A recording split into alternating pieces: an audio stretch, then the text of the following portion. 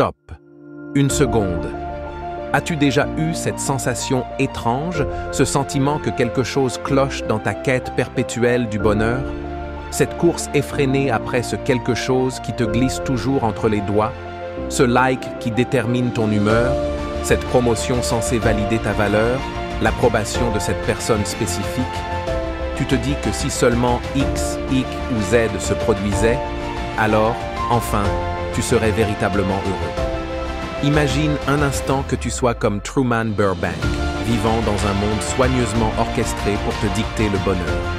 Un scénario idéal où tout est parfaitement chorégraphié de l'extérieur.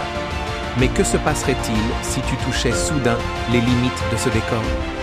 Si tu découvrais qu'au-delà de cette réalité fabriquée, existe un océan infini de possibilités? Et si, contrairement à ce qu'on t'a toujours fait croire, le véritable architecte de ton bonheur, c'était toi? Aujourd'hui, nous plongeons au cœur d'un malentendu profond de notre époque. Cette quête du bonheur qui nous pousse constamment à chercher à l'extérieur. Comme Morpheus le dit à Neo dans Matrix, tu es ici parce que tu sais quelque chose. Ce que tu sais, tu le sens. Ce décalage entre ce qu'on t'a enseigné sur le bonheur et ce que ton intuition te dit. Nous avons été conditionnés à placer notre bonheur entre les mains des autres, notre partenaire, nos enfants, nos mentors. C'est comme construire le plus majestueux des châteaux sur des sables mouvants. Les stoïciens l'avaient compris. Ce qui est hors de notre contrôle est instable par nature. Quelle folie de confier la clé de notre bien-être à ce que nous ne maîtrisons pas. Personne, je dis bien personne, à part toi-même, ne peut bâtir cette fondation inébranlable de ta citadelle intérieure. Tes proches sont des étoiles dans ton ciel personnel, mais ils ne sont pas ton soleil. Chacun de nous possède son propre soleil intérieur, sa source d'énergie vitale et de joie. Quand on néglige cette vérité, on devient comme un smartphone ultra sophistiqué avec 1% de batterie, à la recherche désespérée d'une prise. On s'accroche aux autres comme à des bouées de sauvetage, alors que notre capacité à flotter est déjà en nous. Cette dépendance conduit à la souffrance. Ces sources externes sont inconstantes et imprévisibles. Pourtant, il ne s'agit pas de renoncer aux relations profondes et significatives. La philosophie stoïcienne ne prône pas l'indifférence, mais la clarté émotionnelle. Quand tu es connecté à ta source intérieure, tu aimes depuis un espace d'abondance et non de manque. Tu ne vois plus les autres comme des distributeurs automatiques de bonheur, mais comme des compagnons de voyage uniques. Imagine la liberté et la sérénité de voir tes enfants grandir, faire leurs erreurs, tout en sachant que ton équilibre ne dépend pas de leur réussite immédiate. C'est la mort fati. L'acceptation sereine de ce qui est. Oui, ce chemin est exigeant. L'attachement excessif pousse au contrôle. Non, ne fais pas ça, tu vas te tromper. On projette nos peurs sur ceux qu'on aime. La perte d'un être cher reste une douleur poignante. Il ne s'agit pas de nier tes émotions. Les stoïciens les traversaient avec lucidité. Les émotions sont comme l'océan, parfois calmes, parfois déchaînées. Mais au lieu d'être une feuille ballottée, tu peux devenir un navigateur expérimenté, ancré par ta citadelle intérieure. Se reconnecter à soi, à cette force tranquille qui t'habite, est la clé pour véritablement lâcher prise. Sans cette connexion, que peux-tu vraiment offrir aux autres? Un vide déguisé? Des exigences silencieuses? Si ton bonheur dépend entièrement de ce que l'autre t'apporte, qu'offres-tu en retour? Une présence authentique ou une liste d'attentes? Le vrai devoir dans une relation est un signal, reconnexion à soi nécessaire. Les actes nés du plaisir authentique portent une signature énergétique radicalement différente. Cette énergie ne surgit que lorsque ton réservoir intérieur déborde. Elle te donne la capacité rare de dire non sans culpabilité. Combien de fois as-tu dit oui alors que ton être hurlait non?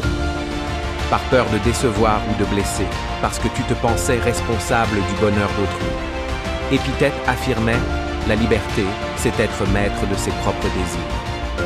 Ta première responsabilité est envers toi-même. Chacun est capitaine de son navire émotionnel, gardien de son phare intérieur.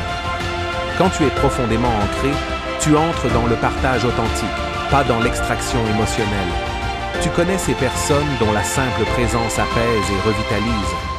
Avec elles, tu peux être toi-même, sans masque ni calcul. Fini les transactions. Je t'ai offert ceci, donc tu me dois cela. Si tu donnes en attendant un retour, demande-toi, est-ce un don ou un investissement? Le don inconditionnel, pur, possède une beauté incomparable. Sans reconnexion intérieure, c'est la spirale descendante assurée. On cherche à l'extérieur des pansements temporaires pour nos blessures profondes. Estime personnelle, valeur, bonheur, tout doit venir d'ailleurs. Sur ce terreau s'épanouissent les dépendances. Shopping compulsif, réseaux sociaux, substances anesthésiantes, nourriture émotionnelle, relations toxiques. Tout cela n'est qu'un fast-food émotionnel qui apaise l'instant mais laisse un goût amer. Concrètement, comment retrouver ton axe intérieur? Imagine un danseur virtuose. Sa grâce vient de sa présence, de son écoute de la musique qu'il porte en lui. Ce flow est déjà en toi. Comme l'enseigne le stoïcisme, distingue ce qui dépend de toi et ce qui n'en dépend pas. Rendre les circonstances extérieures responsables de ton harmonie, c'est choisir les montagnes russes émotionnelles. Avoir son centre ne signifie pas devenir insensible. Les émotions sont la sève de notre humanité, comme les saisons. Mais ta source intérieure demeure constante, inaltérable. C'est ton refuge inconditionnel au cœur de la tempête. Apprends à t'y reconnecter encore et encore. L'attachement frénétique amplifie paradoxalement l'insécurité, l'anxiété et le sentiment de vide. La solution? Connecte-toi d'abord à toi-même. Cultive ton jardin intérieur avec le même soin que tu accordes à ton apparence ou tes réseaux. Aime profondément, mais depuis cet espace de plénitude qui t'appartient, non depuis un vide cherchant à être comblé. Quand tu es en paix avec toi-même, tu souhaites naturellement le meilleur à ceux que tu aimes, sans calcul. Imagine le soulagement profond quand tu comprends « Je peux être pleinement moi-même. Mes émotions m'appartiennent, les leurs leur appartiennent. Nous pouvons nous rencontrer dans un espace de compassion et de respect mutuel. » Ton épanouissement dépend de la qualité de ta relation avec toi-même, de ce travail intérieur que tu choisis d'accomplir pour guérir tes blessures et cultiver ton jardin secret. Ce chemin n'est pas une destination finale, mais une découverte continue, une reconnexion quotidienne à ta lumière intérieure, à ta valeur intrinsèque qui ne dépend d'aucune validation externe. Change ta question existentielle. Ne demande plus « Où trouver le bonheur ?», mais « Comment me reconnecter, ici et maintenant, à la joie déjà en moi ?» Commence modestement avec tendresse, un moment de silence chaque jour, une activité qui nourrit ton âme, une écoute attentive de ta boussole intérieure. Déconnecte-toi parfois du vacarme du monde pour entendre la mélodie unique de ta musique intérieure. Elle est sublime et l'univers a besoin de l'entendre. Si ce message a résonné en toi, partage-le avec ceux qui pourraient en avoir besoin. Dis-nous en commentaire, quelle action concrète, même minuscule, vas-tu poser dès aujourd'hui pour te reconnecter à ta source intérieure?